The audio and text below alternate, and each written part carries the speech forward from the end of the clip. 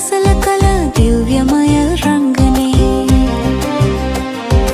ඇසුනා දස තම දිව්‍යමය සුවරේ සක්කල රිද්මයේ දෙපා හඬින් ගිනිසිලු මැද ඔබ රඟ දෙන රංගන අපනෙන් පෑදූ මහ දර්ශන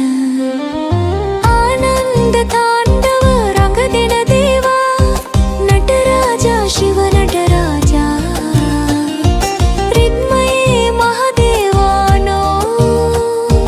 නිහඬතාවයේ අධිපතියාන